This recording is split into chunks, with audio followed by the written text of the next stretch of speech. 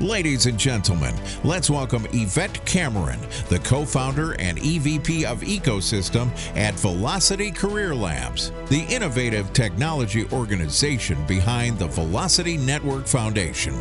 Yvette also provides research and advisory services to HCM technology firms and investors through NextGen Insights LLC as its founder and principal analyst. Today, she is with us to share the event's special address on the topic, Understanding the Application of Blockchain in Managing Employee Data.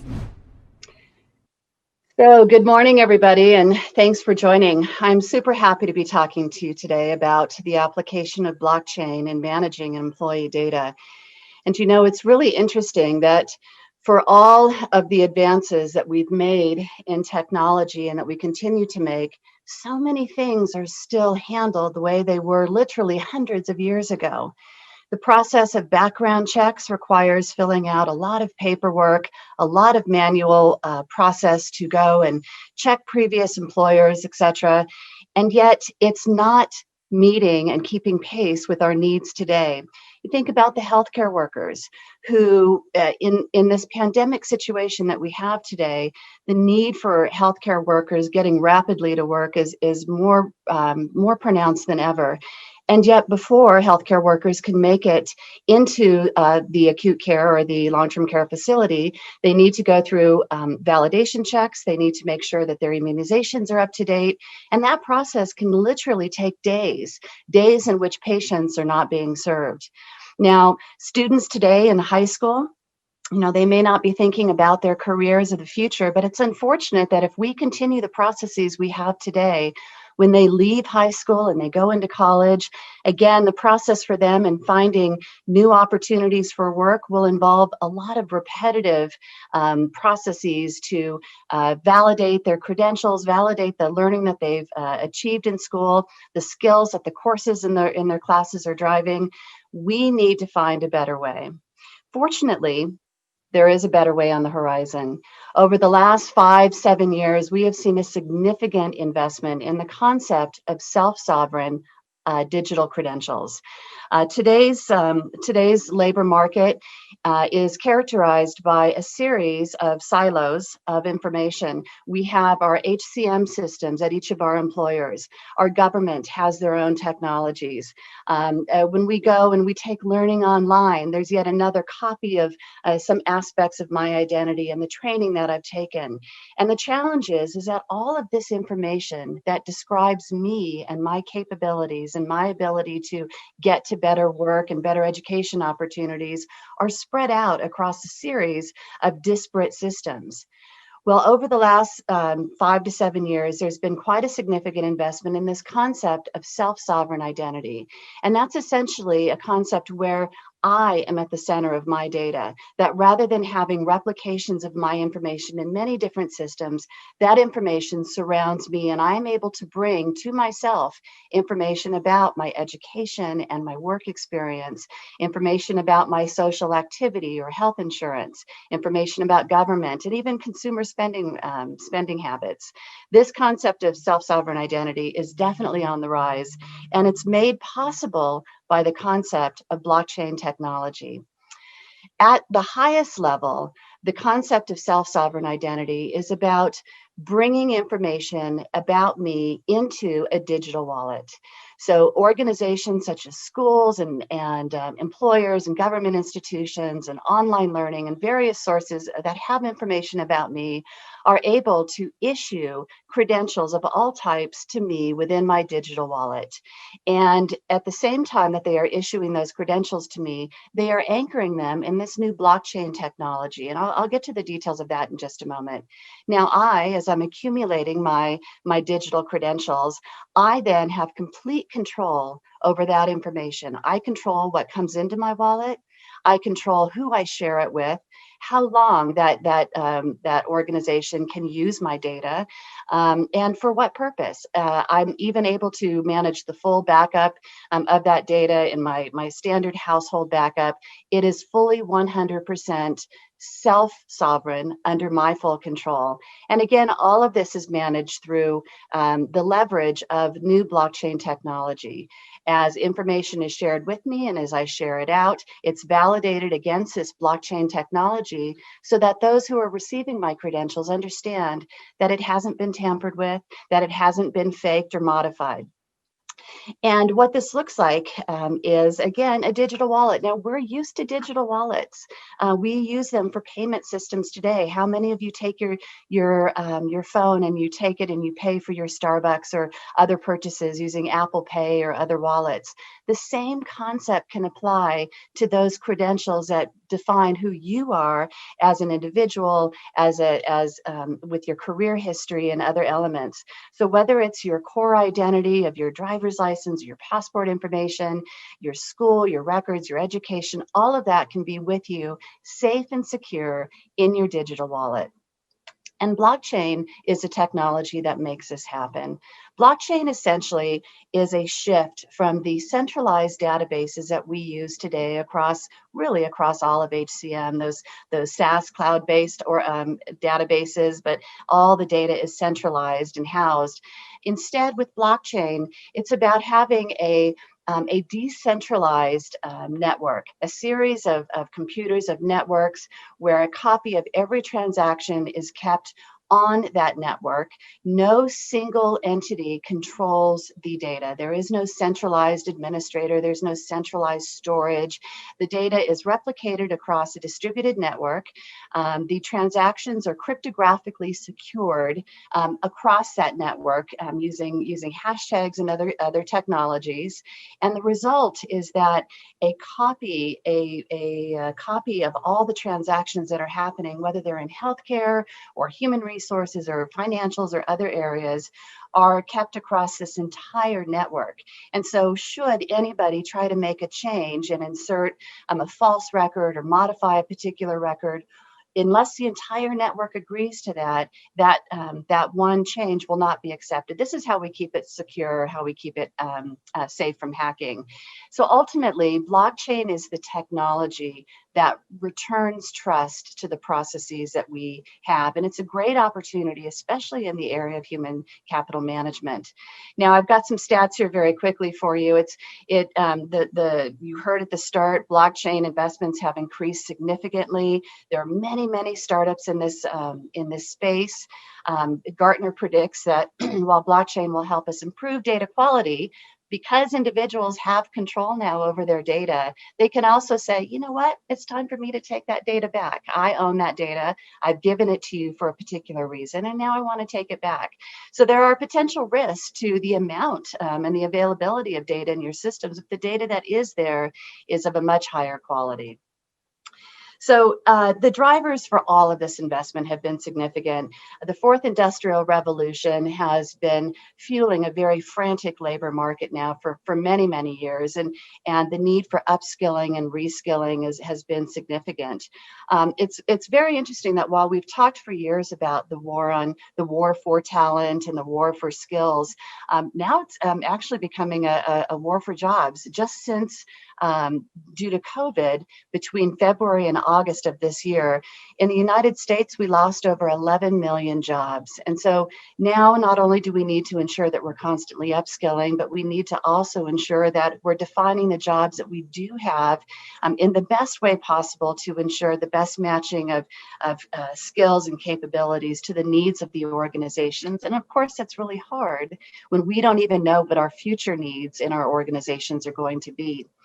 But part of the reason also that self-sovereign identity and the use of blockchain has been on the rise is because self-reported data in resumes cannot be trusted. Over 84% of employers report that they find misstatements within their resumes. And as we saw in the siloed visual before, data is locked in silos. And so having a full comprehensive picture of the individual so that you can make the best matching against the talent talent that's available to the jobs that you have in your organization becomes increasingly difficult. If self-reported data can't be trusted, if data is locked into silos, if individuals, due to some of the changing regulations like GDPR, are saying, you know, I have a right to take my data with me, and I want you to eliminate my data from your systems, we need to be thinking about how do we ensure individuals present the most comprehensive background and certified background possible, so that we can remove the friction in those processes of connecting people to opportunities. And I'll finally say that as part of the United Nations strategic initiatives, the idea of every individual having ownership of their digital identity is one of their initiatives to have by 2030. And so this focus on putting power back into the hands of individuals, giving them agency over their futures, is not just an HR initiative. It's not just a compliance issue. This is an initiative that is driven from many different sources, including the United Nations, as just something that should be a human right. So there are significant investments. I have given you here a quick look at some of the organizations who have been investing in blockchain, and whether this is blockchain for digital credentials, it could be blockchain as it's applied to payroll, and how do we ensure that those payments are secure and tracked. Blockchain is also used in areas of fraud management. Many different organizations, there are thousands of organizations across our industries, and in the healthcare and in the human capital management space, dozens and dozens of players who are investing. But it's not just the purview of human capital management. There's a tremendous amount of investment also happening on the education side. And in fact, in some ways, the education side of the house is more advanced in many areas than human capital management. They are already starting to standardize on the types of digital credentials that students can expect when they complete a course or when they leave college. And again, there are also just the broader initiatives of self-sovereign identity. So we talked about Apple Pay and the digital wallets, but MasterCard, Walmart, banks, many organizations have been investing on ensuring that individuals can, with a mobile phone, identify themselves at, I say I'm Yvette Cameron, and here is my evidence. And I'll tell you, as somebody who was just trying to get her son a driver's license, having to go back and find a paper-based social security card and paper evidence of driving records is ridiculous. It's time that we take our digital credentials with us in our wallets. So the group that I represent is called the Velocity Network Foundation. We too are investing in a holistic approach to managing blockchain and self-sovereign digital identities. And we're actually doing it across all of these industries, across HCM, across the student and academics market, as well as across the individual identity space. We are an industry-based approach, so rather than a proprietary play where rules can change by the owner of that proprietary play, we are taking an industry approach, bringing together many of the organizations that you see here and more to create the governance structure, to define the rule set, and to create a public, open utility that any organization, any individual can participate in, and setting the standards for how that interoperability will work across organizations. So it's a really exciting initiative, and one that we've seen a tremendous amount of momentum in. Our membership today represents over 30% of the cloud HCM market, and it's growing pretty rapidly. And over 1 million lives over 1 billion lives are managed in the systems of our membership. So the opportunity to impact lives is pretty significant. As we think about those investments at the Velocity Network Foundation, and I know across the industry, there are really two major outcomes when you start utilizing blockchain technology and putting information back into control of individuals, giving them certified copies of all of their experiences. You can either engender a culture of trust or a culture of control. And the examples I give are this: when you are free and giving putting information back into the hands of individuals. You are saying, we care about your career. We want you to have access to all the information and experiences you've gained and take them with you where you go, whether you're staying in the organization and continuing to grow your experience through online learning or moving jobs within the organization or outside. You engender this culture of trust that the information that we have isn't kept in a secret box on you, that we are sharing it with you to grow your career and grow your future. On the flip side is that of a culture of control. And I call it, the risk here is creating the blockchain of blame. And this is where the blockchain technologies and this idea of having immutable records that can't be changed, that while they could be shared with individuals, are done so on a limited basis and not really leveraged to transform the experiences that we have. We're going to share in just a few minutes some of the transformational opportunities in the talent management space. But one example is in the supply chain. I've spent many years looking at blockchain in various industries, and I see in supply chain where people are being involved in blockchain is root cause analysis. When the supply chain breaks down, who was the last person to touch that equipment, or who was the last person to touch that product? And it becomes a matter of, did they have the training, and what is the solution that we need to take to fix that? That's good. Root cause analysis is good, but if that's all we're using blockchain for, we're missing out on the massive, massive opportunities. So let me talk a little bit about what is possible. First and foremost, and I think most prevalent here with the COVID situation, is that the crisis response opportunity. When you know the talent you have in your organization, when you know if people are working at home or working remotely because they're checking in regularly and that's being tracked on the blockchain, you have a greater opportunity to respond just in time with just the right talent. I've had so many situations in the last 9 months since the pandemic struck of organizations telling me, we let people go, we didn't know the talent that we had in our organization. Now, as we're trying to ramp up, we don't have the full picture of people. People were taking training, but it's not in our employee profiles in the HCM system. How do we get to this, and how do we, fill, our open slots faster? Another possibility, reducing friction and connecting people to work. When you can perform background checks in moments as opposed to days, how much more clear is the benefit?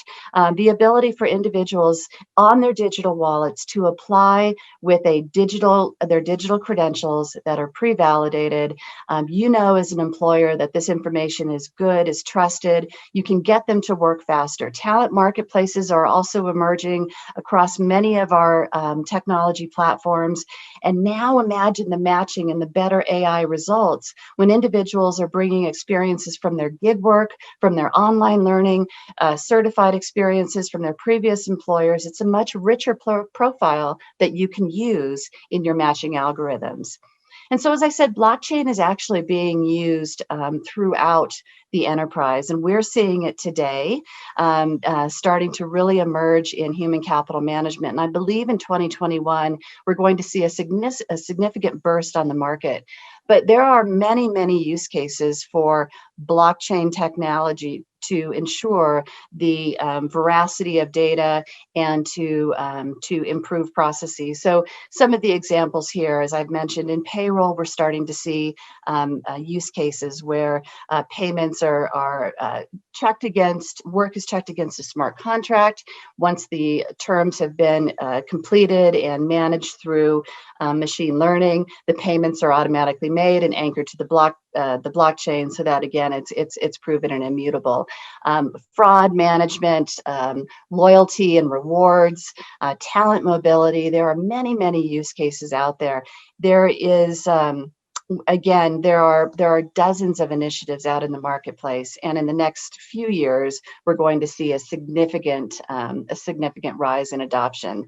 And why is that? Because the benefits are significant. As I've shown, removing friction from the process, even if we only were using blockchain for our recruiting and hiring processes, the ability to move that from a days or weeks process to literally instantaneous is significant. And to be able to do it at a reduced cost without all the paperwork, it will restore trust in processes, and it will restore satisfaction from your candidates and new hires, and really improve your overall brand.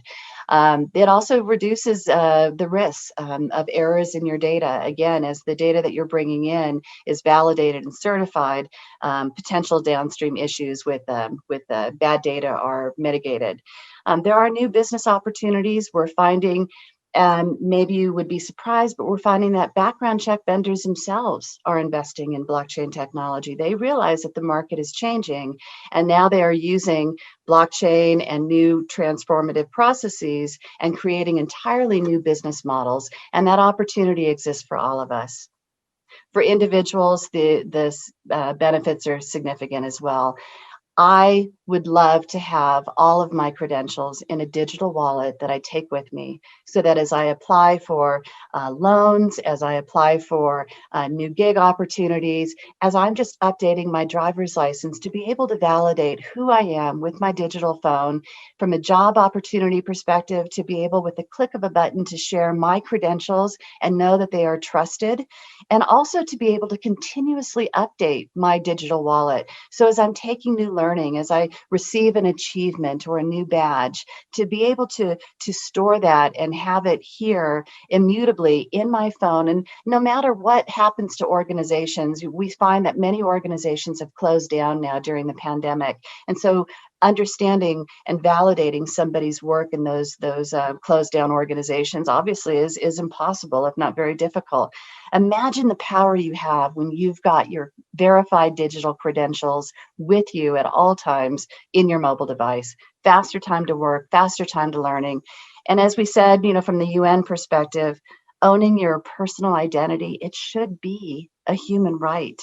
So we need to start getting prepared for it. So there are a series of next steps that I would suggest for HR leaders. I would say that first and foremost, it is time to get yourself educated. When you think of blockchain, you probably think of Bitcoin and financial services. And blockchain isn't the answer. Blockchain is just the enabling technology. What it does is it enables things like self-sovereign identity. What it does is it enables that data to be trusted and unhackable. And suddenly many new things across the organization, across the enterprise are possible. So you as an HR leader, work with your technology organizations to understand what's happening, what kind of research is going on in your organization, and if none, initiate that. Explore what's happening in the market. I've provided earlier a showcase of many vendors who are investing in this space, and there's a lot of good research out in the market by the analyst firms and others, and blog posts and investment information and so forth. Understand what's happening. Take a look at how these various initiatives are growing their ecosystem, because that is actually the harder part. It's not just about the technology, but it's about how do you get organizations to agree upon the blockchain approach, the standards, the protocol, and most importantly, the governance compliance. So as you're evaluating your vendor's technology approach with blockchain and self-sovereign identity, or evaluating different consortiums, do take a look at what is their adoption and what is their growth strategy, along with all the other critical elements. So those conversations with your SaaS vendors, they have to start now. Many are exploring, many are actively developing or in pilots. And if you haven't raised your hand and said, I'm interested in this kind of technology, you're probably not even aware of what they're investing in. So reach out and start having those conversations now. And it's also a mindset shift, right? This idea that we are going to issue credentials to employees makes you feel that you're losing control of your data, but you're not. You're simply providing a verified copy of the employment history, of the certifications, of all of that information to the individual to put them back in control of their futures and give them better agency for the future. It is a mindset shift, but one that you really need to embrace and one that will drive your brand management. I'm going to close now and say I'm at the speaker lounge. Please feel free to join me there. Thank you so much for your time today.